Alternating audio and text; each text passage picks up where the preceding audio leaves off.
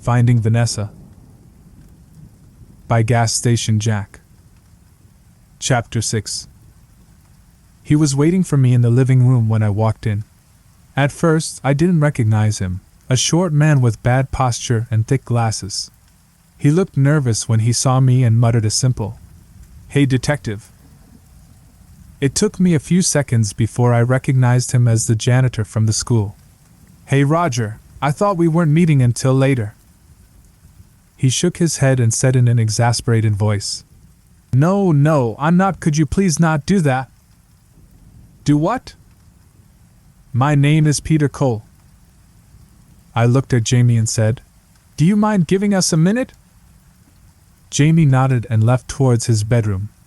I took a chair and invited Peter to do the same. After he had sat and taken a moment to calm down, I asked him my questions. "What's up, Peter? Why are you at my brother's kid's house? Should I be concerned?" Peter took off his glasses and wiped his eyes, forcing back tears. I didn't know exactly how to react, but I assumed time would tell. So I waited until he was ready to answer.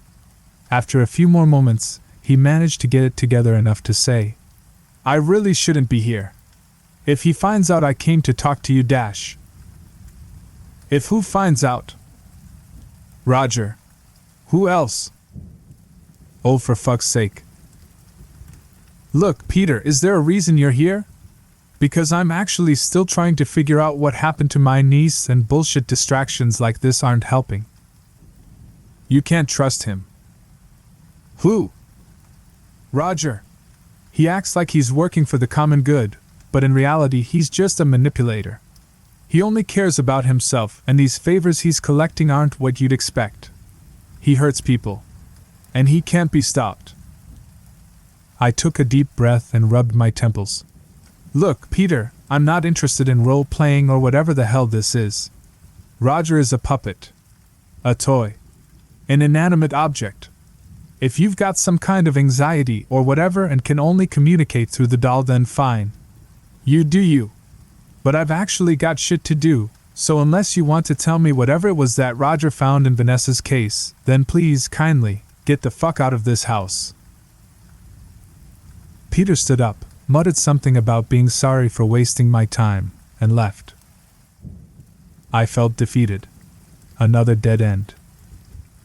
The only thing left to do was start over. I took apart Vanessa's room piece by piece and spent a couple hours on her laptop. There was nothing out of the ordinary to be found in either case. Her phone was still plugged in next to her bed, but it was locked with a passcode.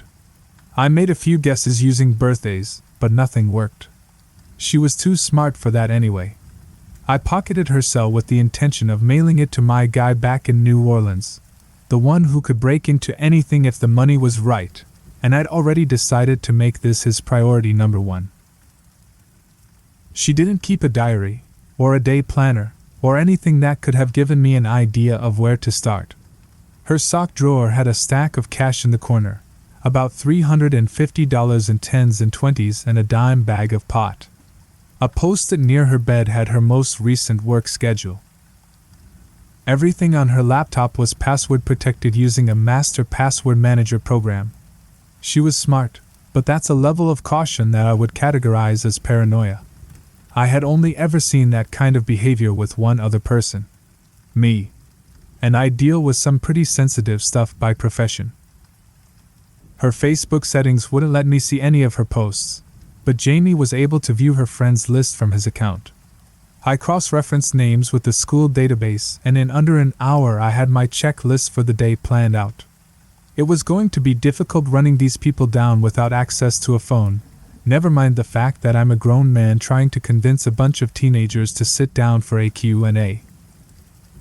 Frankie was a tall, homely girl and, best I could tell, Vanessa's best friend. I found her at the local pizza place where she worked and convinced her to give me a few moments of her time. She mostly corroborated what I already knew. Vanessa was saving up money, planning to move out of town, didn't have any secrets worth sharing. She wasn't seeing anybody but what? But she had this glow about her. Like I knew there was somebody. They went out a few times. Not like a date or anything, and she didn't really want to talk about it. Then a couple weeks ago, it went away. Like they broke up, but not like they were ever really official anyway, you know? Guy. Girl? Did you get a name? Any idea where they were from? No, she didn't think it was serious enough to talk about, I guess. They met online, I think. I caught her ex-boyfriend Brian as he was getting off shift from the local garage. He was in a bit of a hurry to get to the deer stand, but agreed to answer a few quick questions. I asked about the mystery person in Vanessa's life, but Brian informed me that he absolutely didn't give any fucks about what she was up to since the breakup. He was an asshole, but there wasn't any impression that he was lying. I found Hammonds, her English teacher, the one she had friend on Facebook, at his home on the other side of town. He was all too happy to cooperate, and if it weren't for his rock-solid alibi on the night of the disappearance, taking his kids to visit their dying grandmother the next state over, I might have been tempted to play things differently. But it quickly became clear that he also had nothing to hide. He showed me the letter of recommendation that he had written for Vanessa's batch of college applications, and we spent a few minutes drinking coffee and talking. He agreed that the cult story was bullshit, but he had heard some rumors around school that she was seeing somebody new. Of course, a middle-aged overweight English teacher wasn't exactly the keyholder for information when it came to students' personal lives. It wasn't a total waste, though, as he pointed me to my next lead, Morgan Hardy. According to Hammonds, everybody knew that Morgan had a thing for Vanessa. He was an awkward kid, a year under her, but he still asked her out on more than one occasion, and was turned down on more than one occasion. He wasn't on her list of friends, but Hammonds knew where I could find him. There weren't any cars in the driveway at Morgan's house. I rang his doorbell and knocked, then waited about 5 minutes before circling around to the backyard and breaking in through an open window. I didn't have time to play it legal, and besides, this was hardly the worst thing I'd done all day. It wasn't hard to figure out which bedroom was his. There was an oversized Fight Club poster thumbtacked to his closed door like an edgy teenager beacon. I pushed it open and immediately realized that I wasn't in Kansas anymore. There was a mirror on the wall covered with pictures of Vanessa. Some looked like they were taken off of social media, others looked like they were snapped from a voyeur's point of view. The pictures continued, all over the walls, thumbtacked in random intervals more or less at eye level. The room was a mess, clothes and books and dishes stuck wherever they would fit, which made my search all the more difficult. I checked the obvious places and hit gold right off the bat.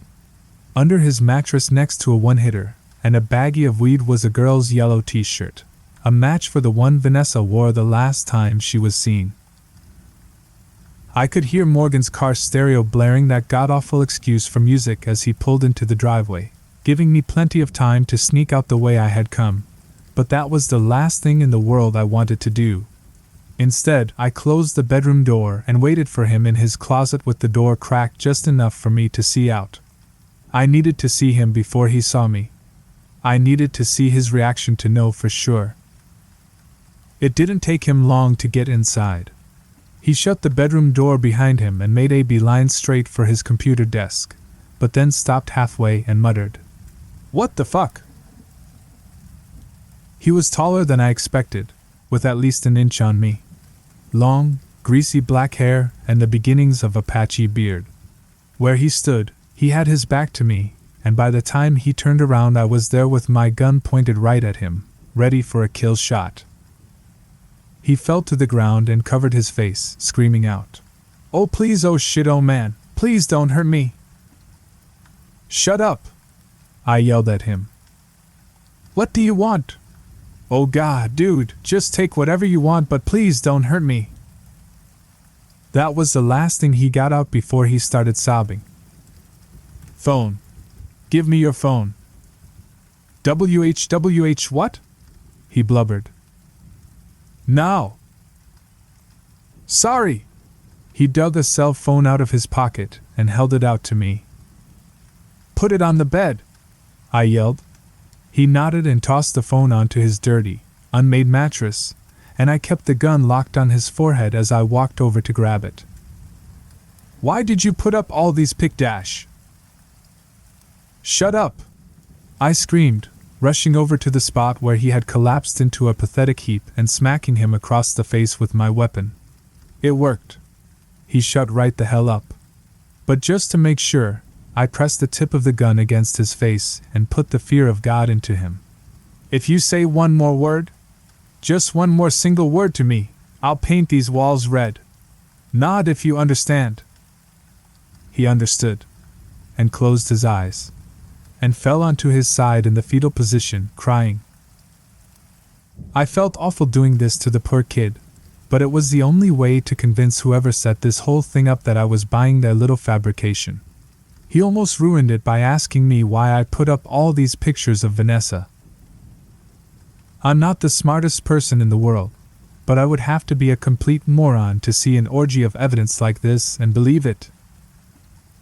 When I first came into town, I made a point to look up and memorize the sheriff's personal cell phone number for just such a situation as this. I picked Morgan's phone up off the bed and dialed. Clyde answered, and I'm sure he was confused as hell when I explained that I had found Vanessa's killer, and told him where he could find Morgan.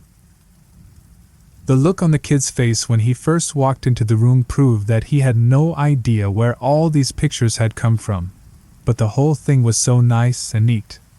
The perfect horrible ending to the story, complete with a villain, motive, and a resolution that would satiate the pain-in-the-ass detective that was asking too many questions. He told me to stay put, and I lied and promised him I would. 5 minutes later, I was in the Honda, driving as fast as I could without raising any suspicion and trying to decide where the hell I was actually going. The story was starting to take shape in the worst way possible. Vanessa had to be tied to the town's secret somehow. Whatever entity had set me up this morning and made the truck disappear was now adapting their strategy. Offering me a way out, all I had to do was take it. But I'd already decided that there was nothing that was going to make me stop until either I'd figured out what happened to Vanessa or I was 6 feet under. I tried to think while I drove aimlessly around that shithole of a town, but couldn't come up with anything actually worthy of calling a plan. After a few minutes on the back roads, I came up to an old mom and pop hardware store and remembered what Peter had told me earlier vis-a-vis Roger. About them framing me up for some of the open cases in town.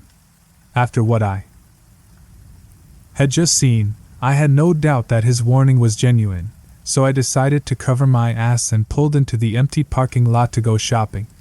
30 minutes later, I had a Boy Scout basket of supplies for nearly any situation.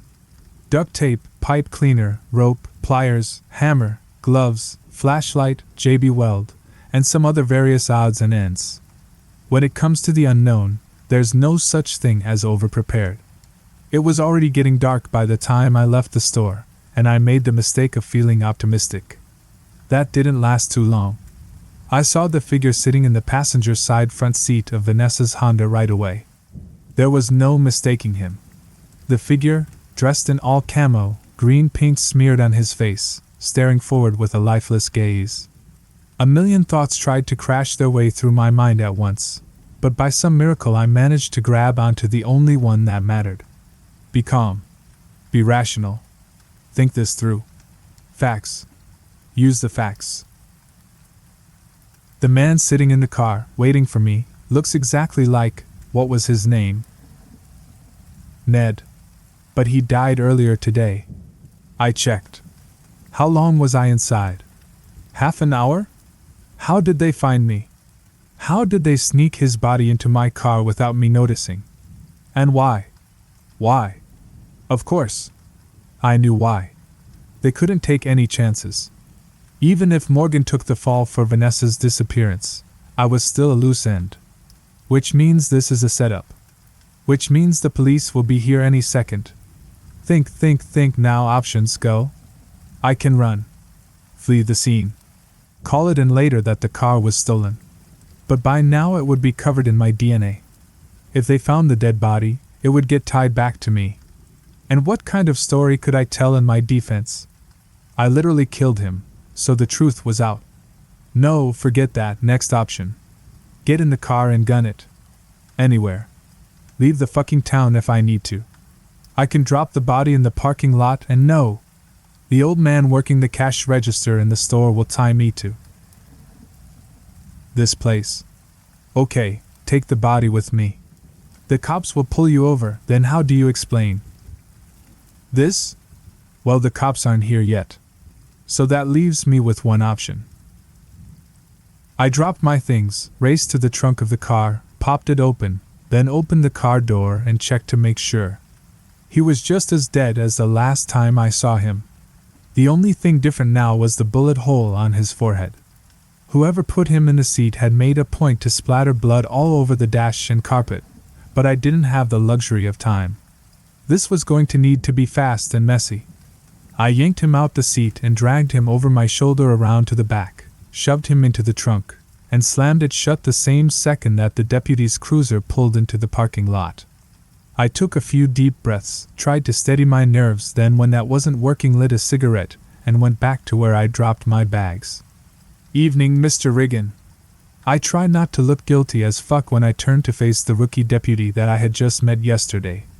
Franklin, right? I said as I picked up my purchases and started for the car. He followed right behind me. Sure is a small town, huh, deputy? It sure is, he said. I opened the back door and put the bags on the seat, keeping it casual and cool. I leaned against the car and slowly continued to smoke the coffin nail, then offered one to Franklin, who shook his head and said, No, I'm okay. Been quit for 5 years. I put the pack away and said, You're a better man than me. After a second, I could see that Franklin was getting nervous, trying to look over my shoulder into the car. Is something wrong, Franklin? I asked point blank. No, we're good. His poker face was just as bad today. Well, I said, any new developments with Middleton? I know you're not supposed to say anything, but off the record, does he look like he's any closer to cracking? I doubt it. I finished my smoke, put the cherry out on the heel of my boot, then put the butt back into the cigarette pack as Franklin watched. Look, I'm flattered by the attention, but something tells me you're not just here for my world. Class conversation skills. Something on your mind? Franklin finally relaxed and let out a laugh. You got me. Somebody called the station to say there was a man outside the hardware shop, trying to sell drugs out of the trunk of a Honda. I returned his laugh. No shit? Did they say what he looked like? Franklin went on to describe me to A.T., down to the black jacket and scrapes on my face. Franklin and I shared another laugh. I guess I'd better get going, I said, before anybody gets the wrong idea, huh? Yeah, but real quick, why don't you let me take a look inside your trunk? Just so I can put it in my report, huh? I shook my head and said, Sorry, Franklin. You'll have to put in your report that I refused to open it without a warrant. You know, it's the principle of the thing. Franklin nodded a couple times and said, Well, I guess you'd better get going then, huh? I felt a deep sense of relief that lasted for all of half a second before the radio on Franklin's belt cracked to life with the sound of a loud and urgent voice. All units be on the lookout for a Honda Accord. Plate number dash. And then Vanessa's car's license plate. Be advised, the driver is Eric Riggin. He is likely armed. I tried to laugh again, but Franklin started reaching for his gun, so I put a right hook across his cheek hard enough to drop him and split my knuckles open. It wasn't enough to knock him out, though. But his head hit the concrete, and he started groaning. I went straight for his gun, wrestled it free from his belt, and pitched it onto the roof of the store. Then, while he was still regaining his bearings, I took out his cuffs and put one around his left wrist before he snapped back into action and jumped on top of me, throwing wild punches and screaming. He was a terrible fighter, and relying entirely on adrenaline. I guarded my face until he had tired himself out, then grabbed him by the wrists, and gave him a solid kick to the side of his knee. He dropped again, and I put him on his stomach and twisted his arms behind his back just enough to connect the handcuffs. Boom. I jumped to my feet and turned to see where the sound had come from. It was the old man with white hair, the cashier from inside the hardware store. He was standing there with a shotgun in his hands aimed in the air. "Now that was just a warning shot," he said with a slight quiver in his voice. "The next one's for you if you don't let him go right now." As he said that, he pointed the gun at me. "That's a Hatfield break-action shotgun," I said. "Yeah, so what?" he answered back, trying to sound intimidating, but failing. "So I'm not an idiot, old man. That thing is a single shot. And you just fired your entire payload with the warning." He trembled slightly, but refused to lower the weapon, so I gave him a little incentive, pulling my own piece and aiming it right back at him. "This one, however, has plenty of warning shots left in it." He tossed the shotgun down and held up his hands as he made his way to his knees. "Good," I said as I circled around to the front of Vanessa's car. That idiot's gunshot would be attracting every bored law enforcement agent in the whole damn town, and I needed to get somewhere else fast. Chapter 7. I don't know what made me change my mind about going to the meeting with Roger. I had pretty much decided that if the mentally unstable man who could only talk through a puppet was my only hope, then I was pretty much fucked anyway.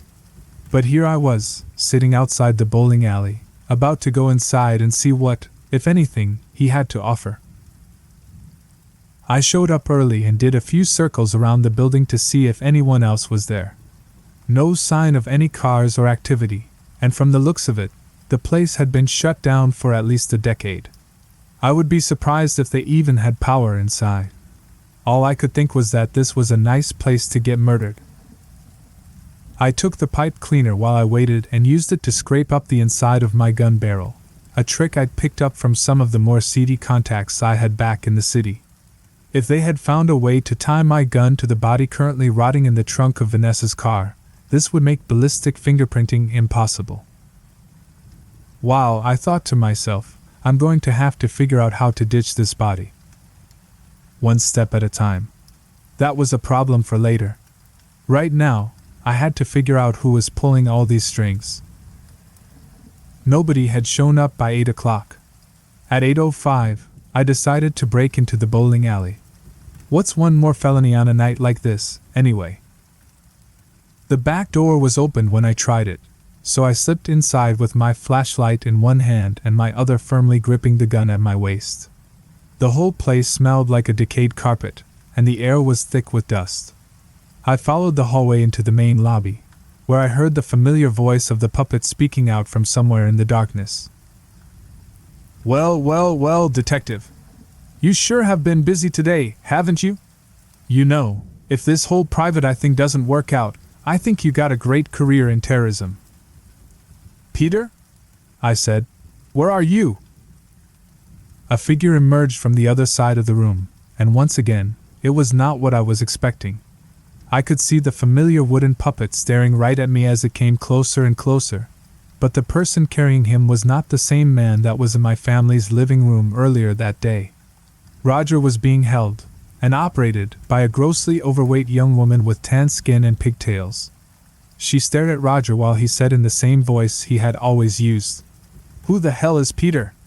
Were you expecting a friend? Because I distinctly remember telling you to come alone." I shined my flashlight at the girl and said, "What is this? Who are you?" She covered her eyes with one hand and used the other to work the doll, saying, "Don't mind her. This is Tristessa. I had to find a new host after the janitor went on his little episode." "A new host? Here, you're going to want to take this." His head spun to the side, facing the girl, Tristessa, and giving her a nod. That must have been her cue to pull a cell phone out of her pocket and offer it to me, which I accepted. "I know you're smart enough to have figured out by now that your old phone is bugged to hell and back. Keep this on so I can reach you when I need to. It was uncanny. Her lips absolutely were not moving. The doll, I concluded, must be voiced remotely somehow, and the girl was somehow moving his lips along with the words perfectly. This was insane. Alright, what exactly are you, Roger? I'd love to know who I'm really dealing with. Roger let out a gleeful cackle and said, Well, we rarely know who we're really talking to. Don't you agree? Look, I bet you have a lot of questions, but I only have time to share the important stuff. You'll have to figure the rest out on your own. If you're not comfortable with this arrangement, then you can beat your feet right now, because the only answers I'm interested in giving you are about Vanessa, as per our original deal. I shook my head and said, Whatever. Let's stick to the plan. What is it you found? It's not what I found, Detective. Roger turned his head to Tristessa and nodded again, signaling her to hand me a thick manila folder labeled V. Riggin. I took it and started thumbing through. Roger, or whoever was really controlling Roger, had compiled an amazingly extensive list. Her background, childhood, family, report cards, school essays, her entire life catalogued in these pages. It was impressive work. I stopped on a page that said passwords, followed by a list. How did you get her passwords? Pretty easy, really. You just need to know the answers to some very basic security questions. Mother's maiden name, childhood best friend, favorite color, first pet. What's the point in having a secure password when the password keeper is so easy work around? I scanned the list until I found a 6-digit code labeled Cell, then suddenly felt the urge to change all of my passwords and move off the grid permanently. All right, I said. You say it's not about what you found. Care to elaborate? He continued. In 1604, a star exploded, creating the Kepler supernova. It was reported and recorded far and wide, all over the entire planet, a brand new star in the night sky. That was a big deal. Religions claimed it as proof of their gods. Musicians wrote songs about it. Folks lost their freaking minds. Enough that we're still talking about it 400 years later. People spend their lives trying to find a new object up there in that void. But what's funny to me is that in the last decade, dozens of stars have disappeared. That's just as remarkable a phenomena, isn't it? The starry night is still irrevocably changed, but nobody tells stories when something old goes away. Only when something new shows up. I wonder what that says about mankind. So you're saying the key here isn't finding something that shouldn't be there but is. The key is finding something that should be there but isn't? Bingo! Now you sound like a detective. Okay, I said, holding up the folder. You want to tell me what should be in here? The mom. I looked at the girl, Tristessa, for any kind of emotion, but I couldn't get a read on her, and I sure as hell wasn't going to look for expressions on a puppet. What about her? She has almost no footprint. She's a rock that falls into a stream and makes no ripples. Where is she? Why isn't she raising hell to try and find her missing daughter? I put the folder under my arm and fished out my smokes, lighting one up before answering. You seem to know a lot. Do you know what Capra delusion is? As a matter of fact, I don't. But please, I live to learn. Capra delusion is a mental condition where you think somebody you know, somebody you love, has been replaced. Vanessa's mother had it bad. She would tell me shit like, I know it looks just like her. It acts and talks and smells just like her, but that thing isn't my Vanessa. Nothing anyone could do would convince her otherwise. Just something wrong with the way her neurons fired. Wow, that's messed up. Yeah. He didn't say anything for a while after that, and I took the time to finish my smoke. When it was finally done, I asked, Was that it? Detective, I don't think you realize the gravity of what you just told me.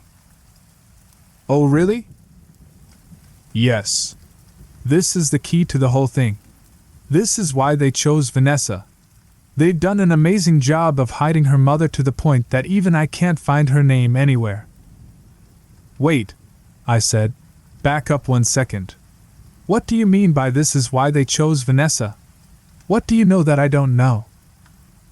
Somewhere far behind me in the dark came the sound of metal scraping. A door had just been pushed open. "Oh shit," said Roger in a hushed tone. "Do you smell that? They sent one of those big things here. How did they find us, detective? I know you weren't stupid enough to get bugged, were you?" I turned off my flashlight, pulled my gun, and pointed it in the direction the noise came from. "Fuck you," I whispered. "How do I know you didn't bring somebody?" It was nearly pitch black in there, but I could smell it. A gag-inducing something abysmal, like rotting meat and putrefied shit. It came closer to us with the sounds of heavy footsteps. I could hear it breathing, loudly, like a guttural, animal growl. "Detective, there are 3 exits behind us. Our best shot of getting out alive is to split up and go." For once, I was already on the same page.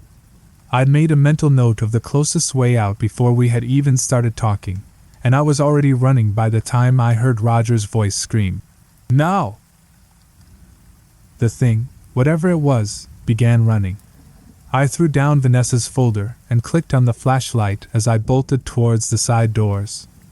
I couldn't tell which direction the girl had gone, but that thing was right behind me, chasing straight after and gaining. I hit the double doors full speed and they flung open, sending me falling down the 3 steps on the other side and landing on the broken concrete before spinning over onto my back and pointing the gun up at the empty doorway behind me. Whatever had just been there was now vanished, and I didn't feel inclined to wait and see where it had gone. I got back to the car and peeled out of there, part of me wanting to hit the interstate and never look back. But the stronger part of me realized how pathetic a move like that would be. What was that thing back there? Some kind of hitter? It seemed like they changed the plan again after the frame-up job went south, and now they were just trying good old-fashioned murder. I knew I wouldn't last long on the road with a bolo on the car, and I couldn't head back to Jamie's just yet because the police would be watching. I'd run out of good options a while back. But it wasn't until I drove past the bar and saw that it was now open that I realized just how desperate I was. I've helped bounty hunters track down dirtbags on a few occasions, and it never ceases to amaze me how stupid people can be when they're on the lam. If they'd only kept their heads down, laid low, they wouldn't have been caught. If it were me was the way I'd started plenty of thoughts back then. If you told me a week ago what I was about to do, I'd have thought you were crazy. I could never be that stupid. I pulled into the bar's lot and parked right next to the thing that had caught my attention from the road in the first place. The sheriff's department cruiser parked backwards in the spot. I checked the plates to make sure, and I was right. This was the same cruiser I'd been inside of earlier that day. I walked inside and scanned the room, a small, poorly lit place with a ripped-up pool table, broken jukebox, deer heads on every wall, and country music playing overhead, while a couple barflies sat on their stools watching something on the television in silence. The bartender was a frumpy old gal who looked like she didn't know how to smile. She was leaning against the bar with her arms crossed, wearing a blue jean jacket with the sleeves cut off. And in the far corner, at a small table by herself, O'Brien was looking at something on her cell phone. I went straight to the bar and made my order. "I'll take one of whatever that woman in the corner is drinking." The bartender looked over at her, then gave me a disapproving face and said, "Anything for you?" "I'll take a Jack and Coke, hold the Jack. I'm the DD tonight." She rolled her eyes and made up the order, 1 soda and 1 dark beer, then said, "You know, it ain't none of my business, but you and her don't jee-haw, hun. I know it might not be PC or whatever, but race mixing is wrong. That's just my 2 cents. In the midst of all the crazy shit that had gone on that day, I'd almost forgotten how much I hated this fucked up shitty small town, but nothing like a fresh dose of old-fashioned racism to remind me. She put the drinks in front of me, and I dropped some cash on the bar next to them and said, "You're right. It isn't any of your business." I placed the beer in front of her and took a seat, waiting anxiously to find out if I'd made another mistake. O'Brien looked up from her phone and gave me an icy stare, and I returned the look with a smile. This was probably the biggest and stupidest gamble I'd made since showing up in this shithole, but my gut told me that she wasn't one of them, and my gut had a pretty decent batting average. So here we were. She started laughing, instantly betraying how drunk she was. "Okay. So far, so good. Thanks, nail polish, but I'm an adult. I can get my own roofies. I just wanted to say thanks for driving me around earlier." "Well, aren't you the gentleman?" "No, of course not. I swear." She laughed again and put her phone away. This was the moment of truth. Was she going to arrest me, or she finished the half-empty beer in front of her and put the glass next to a couple empties, then grabbed the one I'd given her and took a healthy swig. I took a sip from my drink and waited for her to speak. "Any luck today, detective?" "Lots. All of it bad. And I suppose you expect your luck to change now?" "Well, it can't get much worse, can it?" I looked back at the bar and caught the woman there glaring at us in disgust. "Well, you can't say I didn't warn you. Thanks for the drink, but maybe you should get out of this town before somebody with the inclination to arrest you figures out you're at the watering hole. Somebody like you, deputy? Definitely not somebody like me. As you can plainly see dash." She gestured at the empty glasses on the table. "I am off the clock. And while I'm off the clock, you can just call me Amelia. Look, I know this is going to sound pretty ballsy, but do you mind if I ask you a few questions?" She laughed out loud. It was a genuine, deep, drunken laugh, and it made me realize that under other circumstances I would probably really enjoy having a few drinks and pissing the night away with Amelia O'Brien. Sure, why not? But I get to ask you some questions too. Seems fair. So is there a Mrs. Nail Polish? There was. A couple times, actually. But there's just something about being a deadbeat husband that didn't really sit right with them. And here I assumed it was your brutal honesty that put the ladies off. Actually, that's one of my most charming attributes. She laughed again, and I relaxed just a little.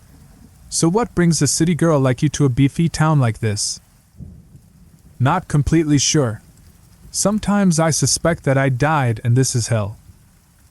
That's a reasonable theory. You don't need to circle around the questions with me, Riggin. I know what you want to ask. What is going on here? Well, I can't help you because I'm still trying to figure that one out myself. I showed up a month ago and every night I go to sleep thinking the next couldn't possibly be weirder, and every day I'm proven wrong. You can call me Eric. I'm not going to call you that, Monty Petty, but if you let me bum a smoke I'll tell you whatever I know. Not like it's going to help you any. I fished out 2 cigarettes and lit hers for her between her lips. After her first drag she coughed and laughed and put it out. She clearly wasn't a smoker. I know this is probably hard to believe, but I didn't sleepwalk off into the forest this morning. I got a phone call from someone claiming to be my brother. Only thing is, he's been dead for 4 years. Then I heard something in the woods. It's actually hard to explain, but when I was out there the air started to heat up, like I was being boiled alive. She was listening to all of this, attentively, and so far I hadn't lost her. I considered finishing the story but knew that the truth was too much for right now. Even if she bought it, no good could come from her knowing about the dead rednecks in the missing truck. You know what? I believe you. Because when I first started there was about a week straight where the office was flooded with calls from locals, saying that they were being contacted by their dead loved ones. We figured it was just a bunch of kids playing a prank, but it didn't take long to figure out that, no, something was really happening on a huge scale. Grandma Gertrude called to tell little Timmy that she didn't know where she was, But they got her, put her brain in a jar or some bullshit. Really freak people out. Then one day I get the order to drop the whole thing, and I'm warned not to talk about it. I put up a little resistance, and then they saddle me with gas station duty, and the rest is history. She took another big swig, and pulled down half her beer before continuing. You know what a heat burst is? No, but I think I can gather from the name that it's going to be an official explanation for what happened out in those woods. You stick around here for too long, you'll notice a pattern. No matter what happens, no matter how insane, there will always be an official explanation. Nothing supernatural ever happens. A heat burst is a rare weather phenomenon that occurs around these parts. Sometimes temperatures will spike up to 100, 120 or more. For no good reason. You want to know why I know that? I shrugged. They were talking about it on the radio last week. Last week? That's a pretty weird coincidence, don't you think? But what else could it be? You think somebody knew I'd be listening to the radio a week ago, and wanted to make sure I'd have this story loaded up to tell you tonight just in case you were sitting here thinking I wonder if something supernatural is going on. My smoke was spent, so I put it in the ashtray and tried to think of what to say, but then I felt something in my pocket vibrate. I pulled out the phone Roger had given me and read the text message. Triss is dead. That thing got her. I'm going to find a new host. Stay safe. I made a mental note to pour one out for the poor girl later on. If she were really dead, that was a damned shame, and I wanted nothing more than to find the person responsible and kick his teeth in. But just like the pain in my leg, and the shock of dodging death by inches more than once, I would have to put this thought into a compartment somewhere deep in my mind and let it stay there until after. After what? Hell, I didn't even know. Look, Riggin, I'm just as hot for malicious compliance as the next girl, but I can't exactly aid and abet a fugitive. I'm going to the little girl's room, and you're going to be gone by the time I get back. And then, maybe after I finish this drink, I'll call Clyde and tell him you stopped by. You think that'll give you enough time to get back on the road and head towards the home of the best lawyer you know? Yeah, I could do that. But here's the thing. There's always a thing, isn't there? You aren't going to like this, but I'm going to need a huge favor. I was right. She didn't like it.